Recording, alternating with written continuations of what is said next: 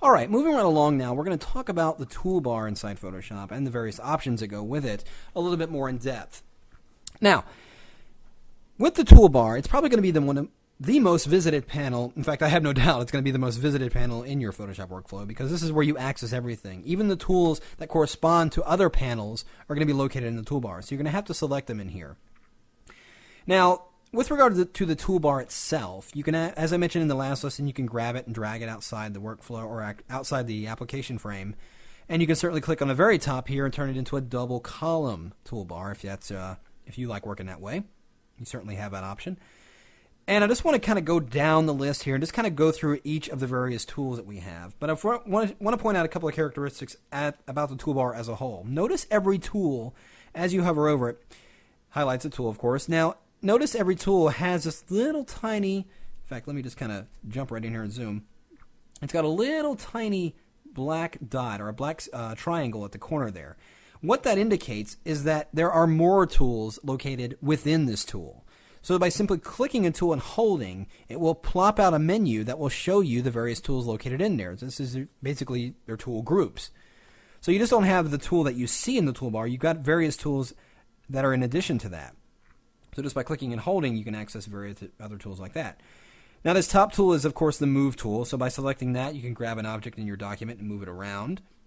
The second item is your Selection tools, which gives you very defined selections like rectangular shapes, elliptical or rounded shapes, single rows, vertical and horizontal.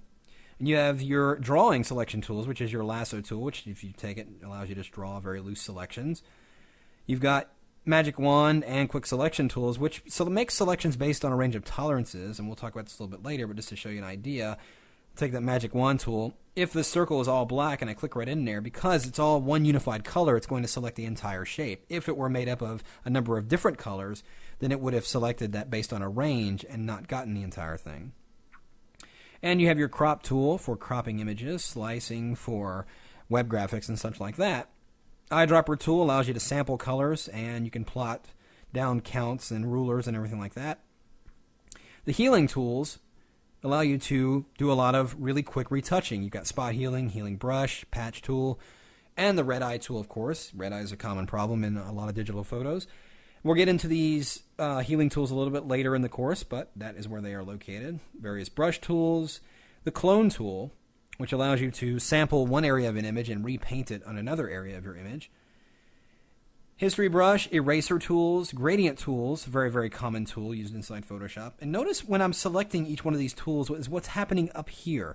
All the various options that you have for your individual tools are all in this options bar right here. So every time you select a different tool, a new set of options appears. Now, a lot of the options are very common and amongst all the other tools. So you'll see that you can access brushes, sizes, and things like that, but they're all going to have very specific functions for each tool as well. And moving on down the list here, we've got our Dodge and Burn tools for adjusting photographs. Blur, Sharpen, Smudge tools. The Pen tool is a very good tool for generating selections. Of course, the Text tool, and you've got various text tools. Your standard horizontal type tool, vertical type, and horizontal and vertical mask tools. Path selection tools, you have vector shapes as well. You can actually generate vector-based shapes, and we'll get into these a little bit later, but these are just various shapes you can create. And we have our 3D manipulation tools. Again, these are only available in Photoshop CS4 Extended. So if you have that version, you will be able to access these tools as well. We've got the Hand tool and Zoom tools for navigating around your document, zooming in and out, various things like that. And at the very bottom of the toolbar here, you have, let's just kind of zoom in here and we'll talk about that. You have your foreground and background color swatches. These are going to be used a lot. These are the current colors that are going to be used by a number of filters, your paintbrushes and things like that. You can access changing those colors just by clicking right on it. So let me zoom back out here. Notice when I clicked on it, it opened up the color picker, which allows me to change and modify my colors. Talk about that a little bit later. So foreground and background colors. This tiny little icon right here is actually the default setting. So if I go in here and I've got a color set to that, if I want to return to my default black and white, you can simply click right on that icon and it will go back there. And you can flip around or bring or basically switch your foreground and background colors just by clicking this little bent arrow here, and that just flops them around like that. And the very last icon at the bottom of the toolbar is your quick mask mode, and that's a selection tool, and we'll talk about that a little bit more in depth in the selections lessons a little bit later in this course. So as I mentioned, we've got our various tools, we've got our options that appear up in our toolbar that we can modify it and change the various aspects of these tools to make them do what we need them to do. And just remember that those tools, all the ones that have these little tiny icons here, have a number of tools that you can access within them. Just like that. So one last thing I want to talk about when it comes to toolbars and option bars is something new to CS4. At the very top here we've got our application bar. And this is a way of accessing a number of features that you're probably going to find you're going to need to get to when you're working inside Photoshop. Here we have a quick access to the bridge. You can access your various guides and grids to show them, show rulers, various things like that. Here's your percentages for your zoom. So if you're not using the zoom tool, you can actually input a percentage and it will display your document accordingly. You can quickly access the hand tools, and it's the same hand tool in the toolbar down here, just a quick way of getting it there. Now, here's a new feature that I didn't show in the last lesson, but I just wanted to touch on it here. It's the canvas rotation tool.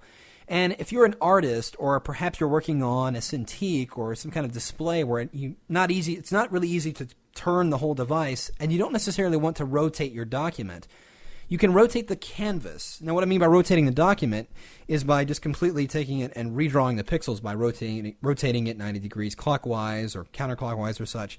With the canvas rotation tool, you're simply taking it and basically repositioning it as if you were setting a piece of paper on a table and you slightly turned it at an angle so you could write or draw at a certain angle, something like that. Same principle here.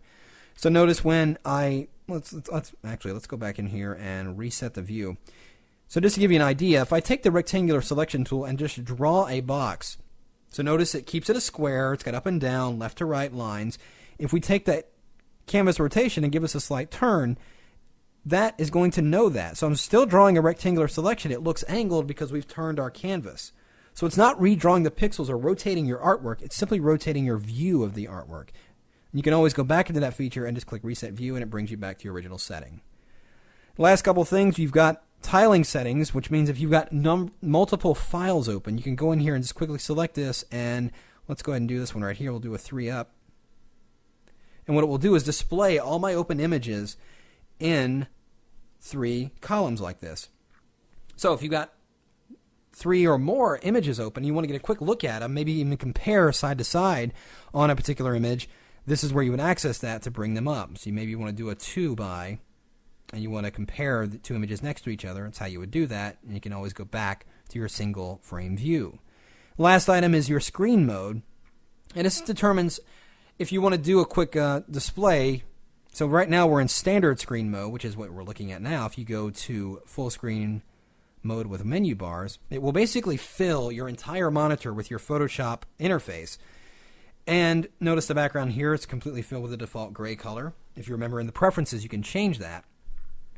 But it's also left the toolbar and all the panels visible. That last item, full screen mode, basically will render your screen black, only showing your image that you're working on inside your Photoshop interface. It'll hide all the panels and do all that stuff too. Now, another way of doing this or toggling through screen mode is simply pressing the letter F on your keyboard. So I'm going to press that again, and it will bring me back to my standard mode. So, quick and easy way of getting to your tools, getting to the options, moving around your document. Now, speaking of moving around your document, what I want to do in the next lesson is talk about just that, getting around, how you can move around, drag and drop between documents, moving around your various panels and open documents so you get a little bit more easier workflow there.